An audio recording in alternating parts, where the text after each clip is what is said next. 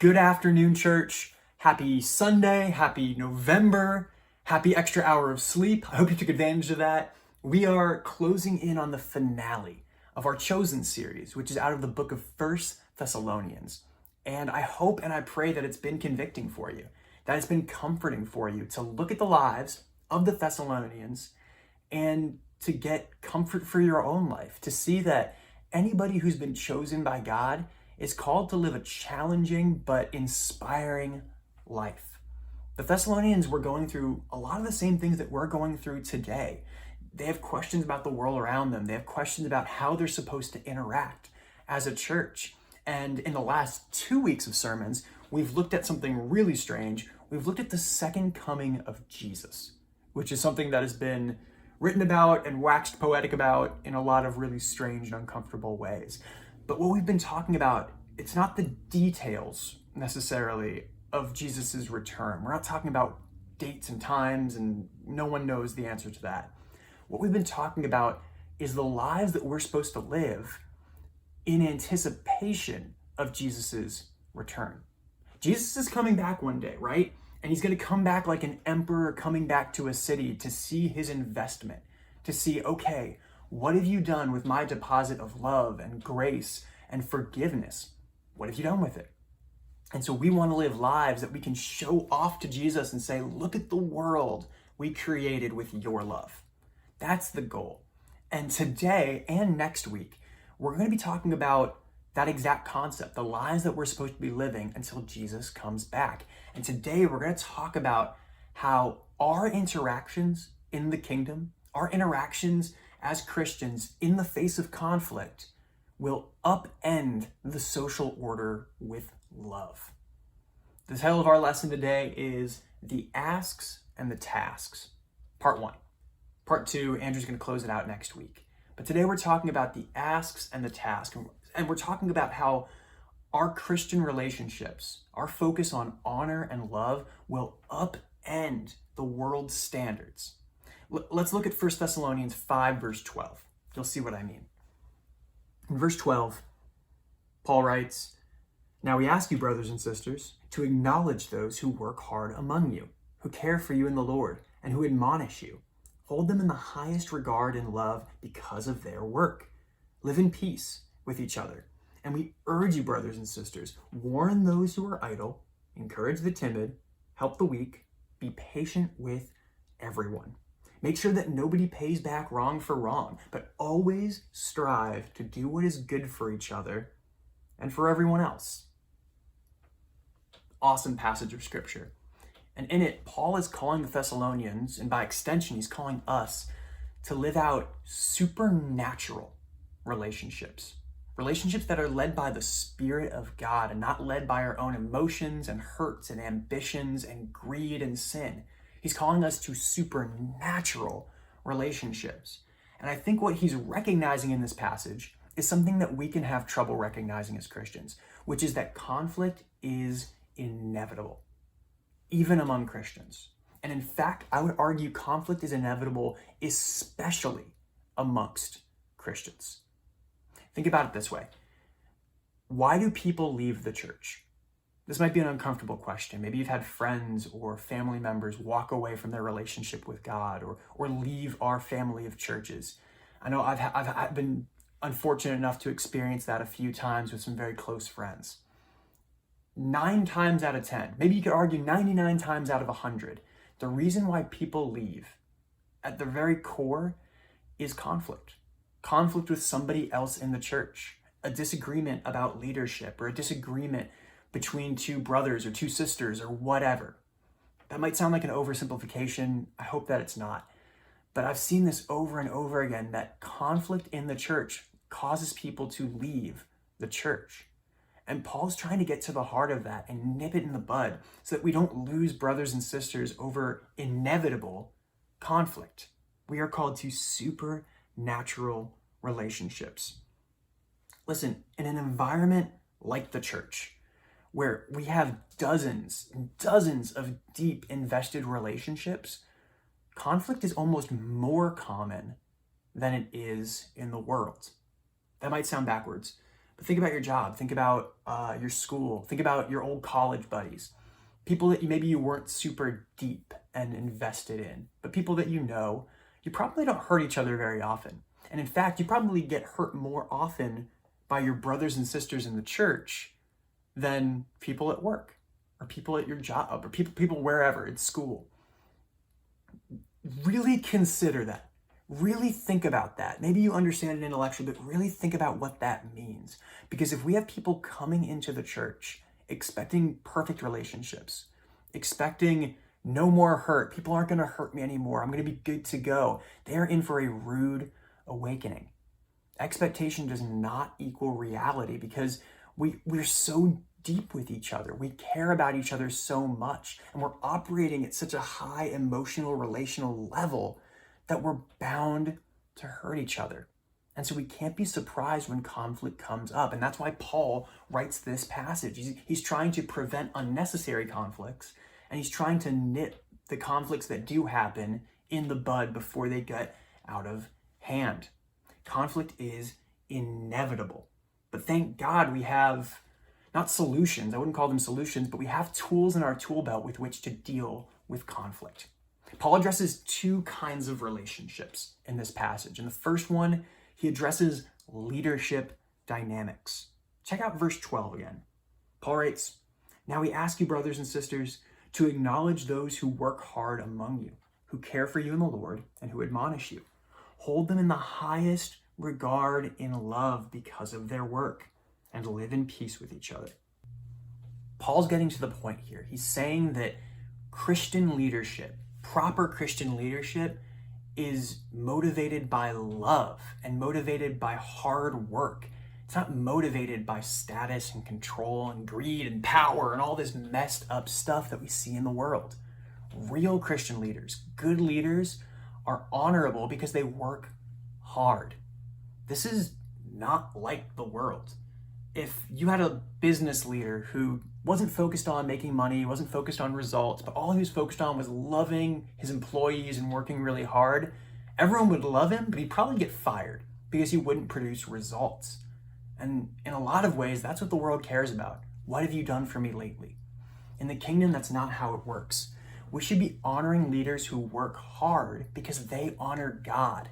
Controlling leaders, power-hungry, greedy leaders, they don't honor God. And so we shouldn't be honoring that style of leadership. This was really common in the first century. In Thessalonica or in Rome or any of these places, they had what was called an honor-shame culture.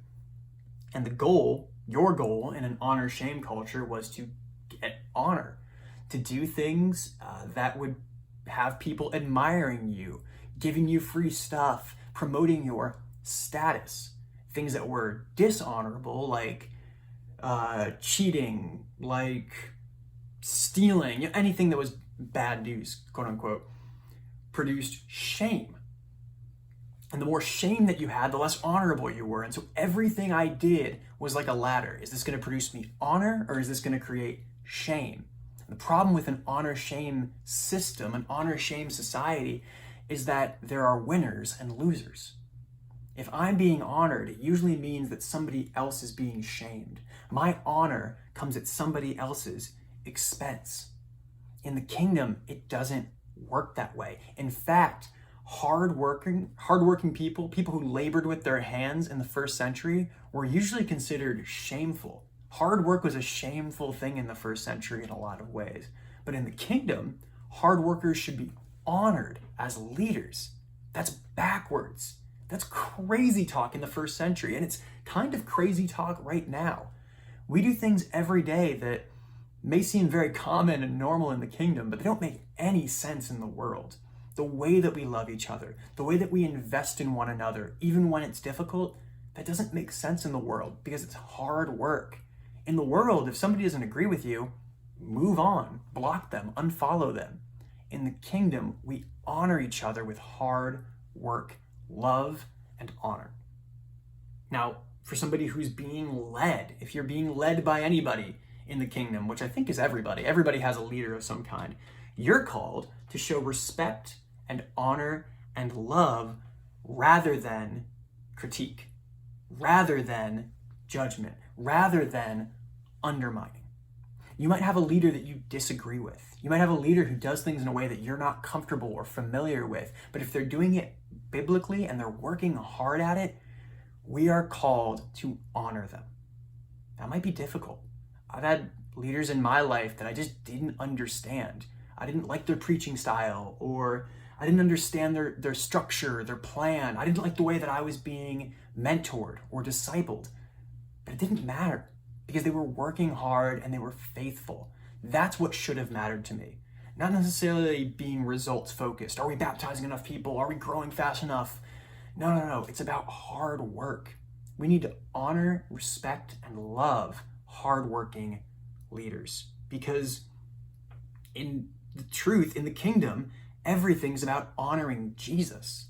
It's not necessarily that I'm honoring my leader and putting him on a pedestal. When I respect my leaders for working hard, I'm showing honor to Christ, because Christ is the one who put them in leadership. As a leader, when I work hard and I live up to my congregation's expectations, I'm honoring Christ because I'm honoring the role that I've been put into. It's all about honor, love, and respect. Now, for me, I've made this mistake so many times I can barely count it, especially as a young leader. When I was in college, all I wanted to do was be a Bible talk leader, and I wanted to lead a Bible talk and be known and be respected, and it was all about me, and it controlled my life. And to be totally honest, it's shameful to admit it now. Honor, shame, isn't that funny? It's shameful to admit it, but I wanted all of the respect with none of the work.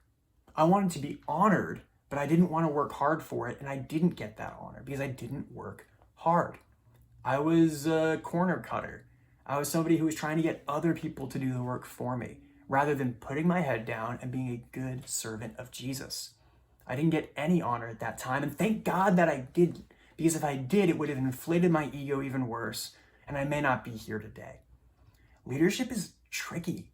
It's challenging. It's hard to keep people faithful and inspire them and keep the church moving forward faithfully towards Christ. It's hard work. And so when our leaders do work hard, we need to honor them. I want to honor the steering committee. It's a few couples and Vivian and this incredible group of servants who don't make any money. They don't get any special perks or benefits. They don't get cool jackets. Really, they haven't been honored in any way. So I want to honor them right now. Steering committee, you guys are awesome. You guys work hard. You make tough decisions. And you really do deserve our respect for your leadership of our congregation. Honor them. Honor those folks because they're working hard for you because they want to honor Jesus. Good job, steering committee.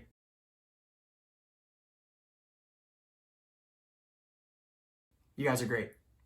The second thing that Paul talks about here is a bit bigger. He talks about interpersonal relationships. Any relationship that didn't already get covered in a leadership one. And in 1 Thessalonians 13, part B, Paul writes, "And we urge you, brothers and sisters, warn those who are idle, encourage the timid, help the weak, be patient with everyone. Make sure that nobody pays back wrong for wrong, but always strive to do what is good for each other and for everyone else." Again, conflict is inevitable. It's inevitable. It's going to happen. And so this is Paul's advice simply to prevent unnecessary conflict and to nip any necessary conflict right in the bud, to make sure that the necessary conflict doesn't drag on and on and on. And verse 14 is what I really want to spend some time on because it's changed my life. It's changed the way that I disciple people. It's changed the way that I think about the world. In verse 14, I'm going to read it again. It says, "We urge you, brothers and sisters, warn those who are idle, encourage the timid, help the weak, be patient with everyone." I used to think that this was a scripture about discipline. How do you discipline somebody who's, often doing their own thing in the kingdom? That's an extremely immature way of thinking of this scripture, as I have found out later. The scripture is about discernment. The scripture is about our perception of one another and asking the right questions so that we can respectfully and honorably deal with each other. Paul outlines 3 kinds of people, and he has a different prescription for each. The first is the idle person. Second is the timid person. And third is just somebody who's weak. And our misunderstanding of these 3 words can lead to some really wild, out there discipling and interaction with one another. The truth is, the Greek definition, the literal definition of that word idle, is actually somebody who is unruly. Somebody who knows the right way to live, but they willfully ignore it. Somebody who's disruptive. Somebody who says, I know that I'm supposed to do blank, but I just don't care, and I don't wanna. The second type of person is a timid person, and the literal translation is somebody who's faint of heart. This might be somebody who's just a young Christian, somebody who is, young in the faith, and honestly just doesn't feel ready to stand up to the world's challenges. They want to do the right thing, but they just don't know how. Maybe they just don't have the courage yet. The third kind of person, the weak person, is pretty literally referring to physical or mental weakness. Somebody who is physically restricted, but spiritually they're fired up. Here's an example. Let's say I'm a personal trainer in your gym. Unlikely, I know, but play along. If I'm your personal trainer and this is your first day working with me, I say, okay, I want you to go home and practice by doing 10 push-ups. And then a week passes, you come back, and you didn't do the 10 push-ups. Well, now we have some questions. What's the reason that you didn't do the push-ups? The first reason might be that you have a shoulder injury, and you physically couldn't do 10 push-ups. Well, that would require a certain kind of response. That would actually encourage me to not immediately lay down on you, but to instead help you, maybe give you a different kind of workout to do. Remember, we're supposed to help the weak. What if you're a timid person, a faint of heart person? You're like, I really want to do the push-ups, but man, I was just scared to. Honestly, I'm scared of failure. Well, I shouldn't rebuke you in that case. I should encourage you to try your best, to not be afraid of failure. Now, what if you're an unruly gym member and you were like, I could do the 10 push-ups, I just don't really feel like it. And I don't want to listen to you because you can't tell me what to do, even though I'm paying you to be my personal trainer. The metaphor falls apart, leave it alone. Well, in that case, we might need to do a warning because you know the right thing to do. You're capable of doing it. You just have weak character. And that's how I'd characterize these 3 things. Somebody who is unruly has a character defect. They're physically able to. They spiritually know what the right thing to do is, but they just have weak character. And that needs to be warned. Somebody who is timid, faint-hearted, has spiritual weakness. Maybe they have good character. They want to do the right thing. They just don't know how to, or they're afraid to. That requires encouragement. A feeble person, somebody who is physically or mentally restricted in some way, well, that person shouldn't be warned and they shouldn't necessarily be encouraged. We gotta help somebody like that. If you have a brother or sister who wants to be at every church event, but they don't have a car, well, we shouldn't warn them to go get a car. We should pick them up and give them a ride to church. The way that we treat each other, the way that we understand each other's weaknesses matters. Imagine, if you will, the myriad of ways that this can go wrong. If you're physically weak, but I warn you like you have weak character, I'm gonna burn you out. That's awful. Or if you're an unruly person who needs a good talking to, but I just go, oh, it's okay, I encourage you, I help you, I love you. Really, all I'm doing is enabling you. We need to be discerning in our interactions with one another so that we can avoid conflict. Warn the idle, the unruly. Encourage the faint of heart. Help the weak. And most importantly, be patient with everyone. With everyone. And we need to be patient right now, especially in this time of our lives, because we can be so quick to judge and so slow to listen. We need to be slow to judge and quick to ask questions of one another so that we can understand each other better. How do you interact with one another? Are you quick to judge? Are you quick to warn the weak? Are you quick to encourage the unruly? We need to have a good understanding of one another so that we can avoid conflict and help each other be more like Jesus. Verse 15.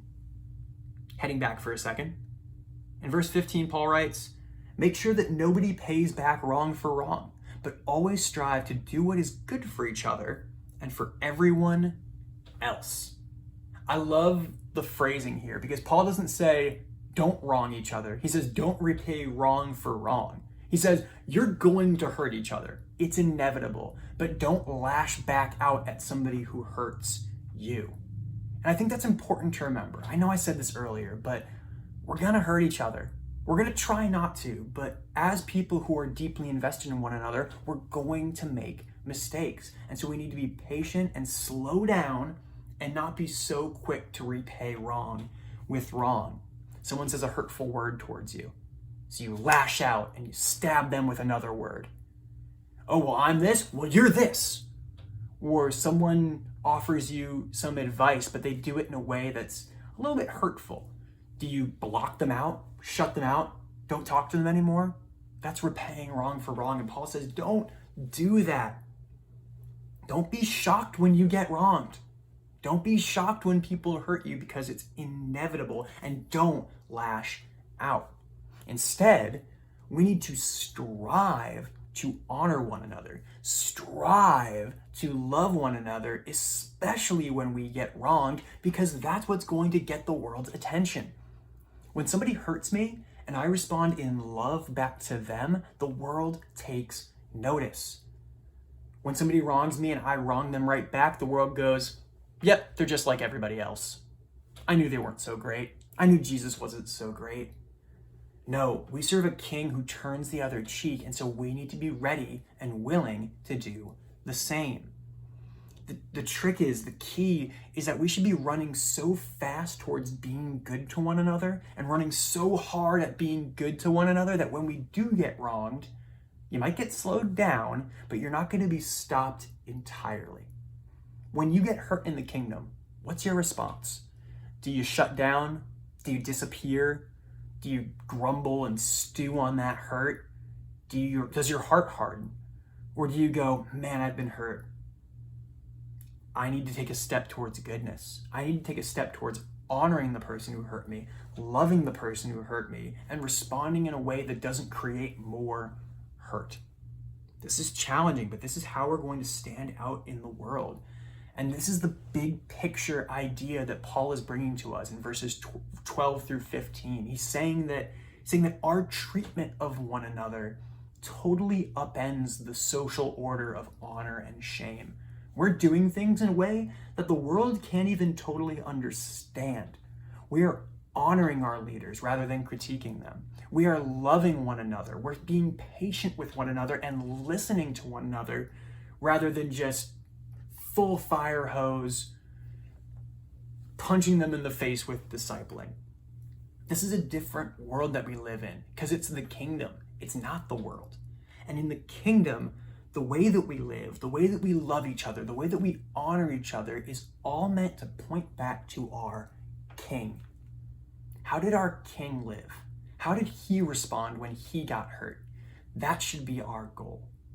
In the kingdom, we are meant to honor and love and respect the King by honoring and loving and respecting one another. And that will stand out in the world. That will upend the social order of honor and shame, and I'm going to get mine at your expense. That doesn't exist in the kingdom. I have a couple questions for us to consider. I really want you to think about these this week, because I know I've been challenged all week on my relationships. In the kingdom, out of the kingdom, but especially in the kingdom. Think for a second about the people who are leading you. Have you been honoring them for their hard work? If they're working hard, are you thanking them? Are you showing them love? Are you honoring them? If you are a leader in the kingdom, if you're a steering committee member, if you're on the board, if you're a Bible talk leader, if you are in a discipling relationship with somebody else, or you're a mentor to somebody, are you working hard and honorably for the people that you lead? Leadership is a big responsibility, and we must live honorably as leaders. The second question is here. Do you have any unresolved conflict in the kingdom? I am not a conflict guy, but I understand that conflict needs to be resolved and dealt with honor, love, and respect. So strive towards being good to one another. Strive to do good. Work hard to do good to one another. I got caught in a couple conflicts this week in the kingdom, and I'm so grateful for the brothers that interacted with me because they did it in a way that was honorable, respectful, and loving. They did good to me by not just lashing out at me, but by asking questions and by being caring for me. You know, the way that we live in this world is always going to be confusing. The way that we live in this world is going to be challenging at times, but it doesn't have to be challenging all the time. There is one area that I know that we can honor Christ in a way that makes perfect sense, and it's in our relationships to one another. We can live in such a way that we can point the world to our King and to the kingdom until Jesus comes back. There's going to be a parousia someday, and during that parousia, Jesus is going to ask us what we did with the deposits of grace, love, and forgiveness. I hope that we can say that we were graceful to one another, that we loved one another, and that we forgave one another, just as Christ forgave us. Have a great afternoon, everybody. God bless.